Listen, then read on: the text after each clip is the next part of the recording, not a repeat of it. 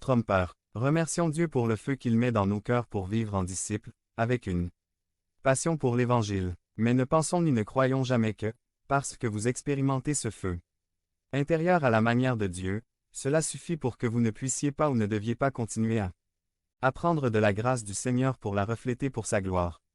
Maintenez toujours un esprit d'apprentissage. Eh bien, les disciples sont enseignables parce qu'ils aspirent à ressembler de plus en plus à Jésus. Eh bien, le passage nous montre qu'Apollo avait des compétences, des connaissances, une éducation et une passion, mais il manquait quelque chose à Apollo. Les versets 25 à 26 disent « Mais il ne connaissait que le baptême de Jean. » Apollo commença à parler dans la synagogue sans aucune crainte, mais lorsque Priscille et Aquilas l'entendirent, ils l'appelèrent à l'écart et lui expliquèrent en détail la voie de Dieu. Même si Apollon possédait toutes ses ressources, sa compréhension de la voie de Jésus était incomplète. Il fallait le corriger. Et là, un couple l'écoutait, Priscille et Aquilas, compagnons de mission de l'apôtre Paul, qui se consacrait au métier de confection de tentes. Ces personnes n'avaient apparemment pas toutes les ressources et les références d'Apollo, mais elles avaient quelque chose à enseigner à Apollo. D'une manière très prudente et intentionnelle, ils ont consacré du temps à Apollo et l'ont mis à jour avec les informations nécessaires sur le message de l'Évangile de Jésus-Christ. De manière très détaillée, ils ont clarifié ce qu'ils devaient comprendre. C'est merveilleux. Imaginez-vous à la place d'Apollo, vous êtes un homme ou une femme talentueux, compétent, instruit et passionné.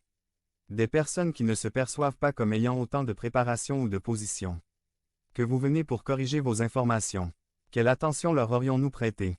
Peut-être pas. Grand-chose. Nos cœurs peuvent être tentés par l'orgueil et la vaine gloire de prendre les ressources que Dieu nous donne pour sa gloire et de les transformer en obstacles à notre apprentissage. Mais ce n'était pas le cas d'Apollo. Par la grâce de Dieu, il était un disciple enseignable. Car son désir était de ressembler de plus en plus à Jésus. 854. Le reste des versets 27 et 28 dit « Apollo voulait aller en Achaïe, et les frères l'encourageaient. Là, ils écrivirent aux disciples pour le recevoir et, lorsqu'il arriva, il fut d'une grande utilité pour ceux qui, par la grâce de Dieu, avaient cru. Car il réfuta publiquement avec beaucoup de véhémence les Juifs et, avec les Écritures, il démontra que Jésus était le Christ.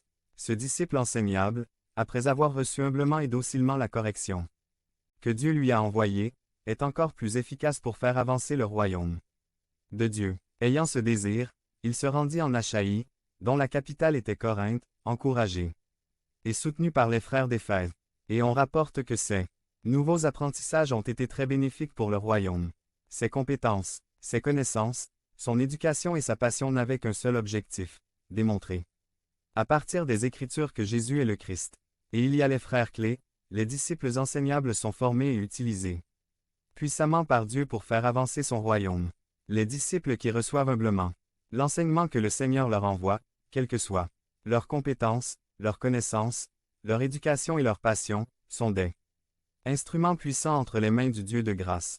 La clé pour que nos ressources ne deviennent pas un obstacle à notre apprentissage est de garder les yeux là où nous devrions les avoir, vers Jésus.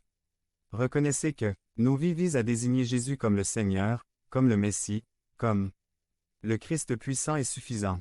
Et Apollo, tout simplement, était un instrument entre les mains du Dieu de grâce. Apollo était un disciple enseignable parce que son désir était de ressembler de plus en plus à Jésus. Vous et moi, nous devons apprendre de la même manière qu'Apollo a appris.